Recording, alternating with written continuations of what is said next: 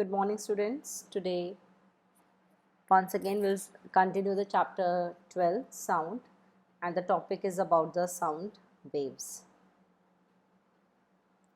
So, sound waves पढ़ने से पहले हम लास्ट टाइम जैसे मैंने आपको बताया था कि लॉन्गिट्यूडनल और ट्रांसवर्स वेव्स होती हैं। साउंड एक तरह से वेव के थ्रू हमारे तक पहुंचता है और साउंड जिस वेव में ट्रैवल करता है वो हमारी लॉन्गिट्यूडनल वेव्स हैं, जबकि लाइट हमारी जो है वो ट्रांसवर्स वेव में ट्रैवल करती है। नाउ ये जो वेव्स के बारे में हम थोड़ा और अच्छे से पढ़ेंगे। इसमें आज हम आपको इसकी सारी कैरेक्टरिस्टिक्स बताएंगे। So before that I will start with the compression. Compression एक ऐसा प्लेस है वेव में, एक जब भी जितने भी वाइब्रेटिंग ऑब्जेक्ट हैं जब वो वाइब्रेट करते हैं तो वो एक दूसरे को आपस में पुश करते हैं। इस पुश से क्या होता है कि इनके बीच में एक बहुत ज़्यादा प्रेशर डेवलप हो जाता है और यहाँ पे इस रीजन में पार्टिकल्स भी बहुत ज़्यादा होते हैं। So the when a vibrating object moves forward it pushes. वो जब भी कोई ऑब्जेक्ट आगे की तरफ मूव करेगा तो वो दूसरे को क्या करता है, पुश करता है। अब इस पुश से क्या होता है, it creates a lot of pressure. So this region of high pressure is known as the compression. अब यहीं पर जब आप रेयर फ्रैक्शन में आते हैं तो यहाँ पे पार्टिकल आगे की जगह पीछे की तरफ मूव करते हैं बैकवर्ड में, और यहाँ पे इनके बीच में थोड़ा स्पेस क्रिएट हो जाता है। So this is the region of low pressure. This is the region of low pressure because यहाँ पे पार्टिकल जो है वो थोड़ा बैकवर्ड की तरफ मूव करते हैं। Now let's see here. For example ये जो आपकी मैंने दोनों डायग्राम बनाए हैं, एक बार यहाँ पे समझ लीजिए कंप्रेशन और रेयर फ्रैक्शन। ये जो ऊपर की तरफ एक पीक जा रही है जिसको हम क्रेस्ट बोलते हैं, CREST, क्रेस्ट, उसको वहाँ पर हम कंप्रेशन बोलेंगे। That is a compression region. Compression इसलिए क्योंकि ये वो रीजन होगा जहाँ पे पार्टिकल्स जो होंगे वेव के वो बहुत ही एक दूसरे के पास पास होंगे, and this is the region of high pressure. जबकि नीचे की तरफ आप देखेंगे जो एक ट्रफ है जो कि एक यू शेप का बना हुआ होता है इस तरीके से, ये यहाँ पे पार्टिकल्स होते हैं वो एक दूसरे से दूर होते हैं, and this is the region of low pressure and this is known as trough. इसको हम ट्रफ बोलेंगे, ट्रफ। और ऊपर वाले को हम क्रेस्ट बोलते हैं। तो ऊपर वाले का हमारा कंप्रेशन हो गया और नीचे वाले का हमारा रेयर फ्रैक्शन हो गया।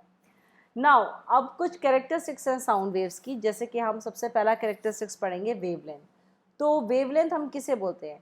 The distance between the two consecutive crest, जो एक के साथ एक क्रेस्ट या फिर एक के साथ एक कंप्रेशन आपका जो रीजन है उनके बीच का जो डिस्टेंस है उसको हम वेवलेंथ बोलेंगे। वेवलेंथ को हम मीटर में कैलकुलेट करते हैं क्योंकि ये एक तरह का डिस्टेंस है between the two waves, and it is represented by the lambda. So the distance between the two consecutive compression or the two consecutive rare fraction, ऊपर की तरफ भी हो सकता है या फिर नीचे की तरफ भी हो सकता है कि ये इन दोनों के बीच में जो डिस्टेंस है तो वो हम उसको हम क्या बोलते हैं, वेवलेंथ बोलते हैं। ऑसिलेशन क्या है? ऑसिलेशन होता है जहाँ पर कि particle the change in density from maximum value, जहाँ पर उसकी मैक्सिमम वैल्यू से वो ज़ीरो पे आता है और फिर दोबारा वो मैक्सिमम पे पहुँच जाता है। So that is known as the oscillation of a wave. अब frequency, what is the frequency? Is frequency basically particular time में किसी, जैसे for example per unit time या पर सेकेंड में कोई भी चीज़ कितनी बार रिपीट हो रही है उसको हम फ्रीक्वेंसी बोलते हैं। Okay, like for example within a minute or within a second if a person says good morning, then how many times did he says the good morning? That is the frequency कि कितनी बार या कितनी जल्दी उन्होंने कितनी बार कह दिया है। So that is a frequency कि कितनी बार वो चीज़ रिपीट हो रही है।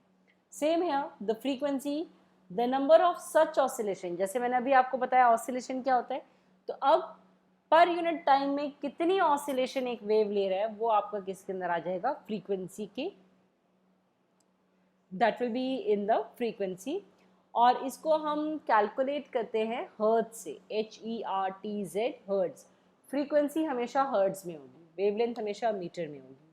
और टाइम पीरियड क्या होता है? The time taken to complete one oscillation. एक पूरी ऑसिलेशन को कंप्लीट करने के लिए कितना टाइम लग रहा है वो हमारा आता है टाइम पीरियड में. So next move on to the amplitude. Now amplitude is a maximum disturbance. इस 0 पॉइंट से ये कितनी ऊंचाई तक जा सकता है, that is the amplitude of a wave. The maximum disturbance of the particle of the medium from the original undisturbed position when a wave passes through a medium is called amplitude of a wave. अब जैसे for example आप यहाँ हैं and if you have created the sound, तो obviously दूसरे person तक जो आवाज़ जाती है वो एक वेव के थ्रू जाती है. अब अगर एम्पलीट्यूड मैंने जैसे आपको बताया कि एक तरह का मैक्सिमम डिस्टर्बेंस है, तो लाउड जितनी भी ज़्यादा साउंड लाउड होती है तो वो अगर एम्पलीट्यूड ज़्यादा होगा तो वो साउंड भी बहुत लाउड होगी. Now next is about the velocity of a wave. Velocity जैसे आप पहले स्पीड कैलकुलेट करते थे, हम यहाँ पे वेलोसिटी करेंगे. So velocity is a distance travelled upon में time taken. Next, speed of sound.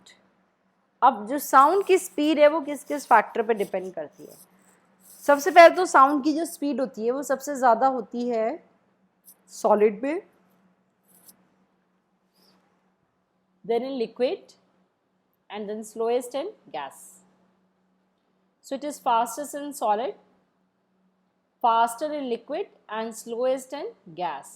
और ये डिपेंड करती है टेम्परेचर पे. तो टेम्परेचर पे कैसे डिपेंड करती है.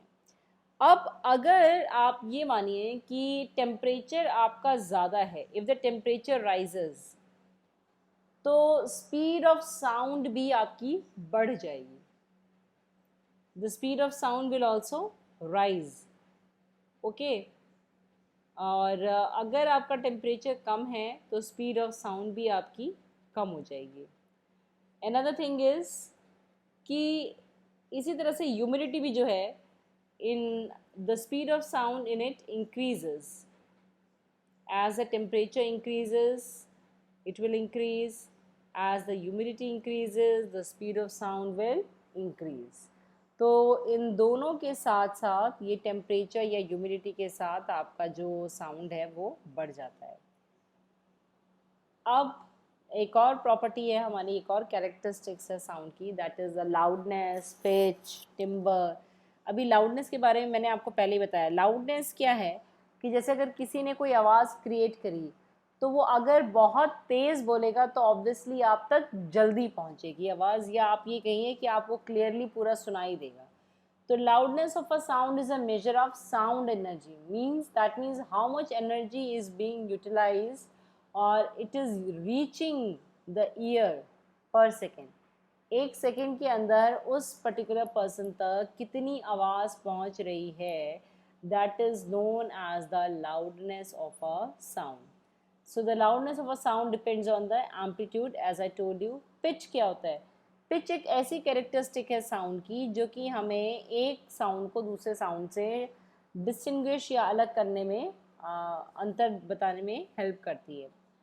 पिच को समझने का एक बहुत अच्छा तरीका है, जैसे अगर आपके हाथ में फ्लूट है और किसी एक के हाथ में वायलिन है, तो आप देखोगे अगर आपने इकट्ठे इकट्ठे साथ साथ भी बजाना शुरू किया है तो दोनों की जो आवाज़ होगी वो डिफरेंट होगी.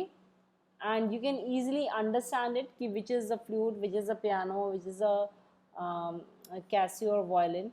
सो this is what is about the loudness, pitch of the sound. कि पिच आपकी किस पे डिपेंड करती है. It is a characteristic of the sound which we can distinguish between the different sound of the same loudness. मतलब चाहे loudness बराबर हो लेकिन तब भी पिच अलग होता है हर एक आवाज़ का.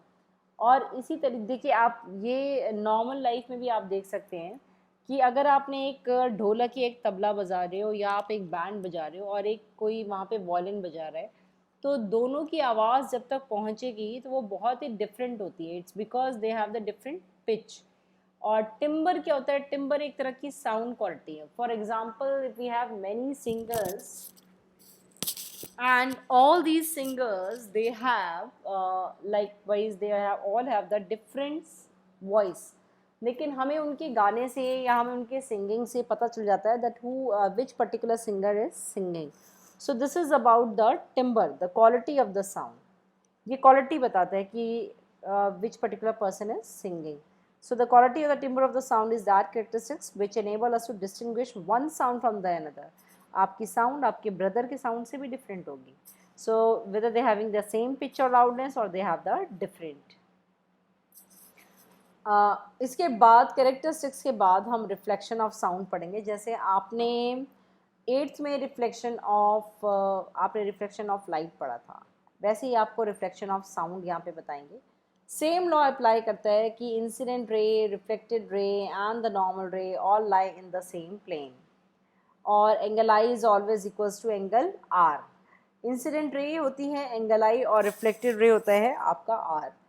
तो इसमें सबसे पहले तो आप ये समझो कि यहाँ पे ये जो तीनों होते हैं ये they all lie in the same plane.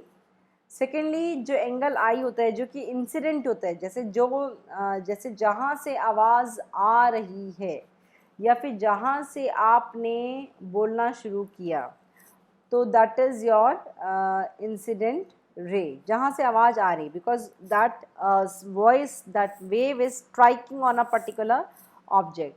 अब यहाँ से हमारे पास एक नॉर्मल रे होती है बीच में, बिकॉज वो नॉर्मल रे बिल्कुल 90 डिग्री एंगल बनाएगी और उसके बाद एंगल आई और एंगल आर दोनों इक्वल होंगे. अगर आपने एंगल आई और एंगल आर को दोनों को इक्वल रखा तो आपको ये आवाज़ बहुत ही क्लियरली सुनाई देगी. जैसे for example incident sound wave पे मैंने ये एक्टिविटी एक बार क्लास में कराई है कि यहाँ पर आप एक वॉल क्लॉक रख लो यहाँ पे, या फिर आप मोबाइल फ़ोन स्लो करके रख लो, तो आप जैसे उसमें प्ले करते हो then you will be able to hear from this particular side, that is the reflected area side. But if you don't do this, अगर आपने एंगल आई या एंगल आर को इक्वल नहीं रखा तो इस केस में आपको ये जो आवाज़ है वो क्लियरली सुनाई नहीं देती. सो this is the reflection of the sound. यहाँ पे दो लॉ है रिफ्लेक्शन में. रिफ्लेक्शन का मेनली जो मीनिंग होता है वो होता है बाउंसिंग बैक. बाउंसिंग बैक चाहे लाइट की हो जिसकी वजह से आप अपनी इमेजेस देख पाते हो, या फिर बाउंसिंग बैक होता है यहाँ पर भी जैसे कि साउंड वेव में है कि वहाँ पर जो इंसिडेंट रे है वो रिफ्लेक्ट करेगी और बाकी रिफ्लेक्टेड साइड से वो it will emit out. So that's all for today. यहाँ पर एक नॉर्मल रे भी है जो कि आपका एंगल 90 डिग्री बनाती है. This already I have told. ये जो नॉर्मल रे है this should be always making the 90 degree angle. Okay, so this is all for today. Thank you, students.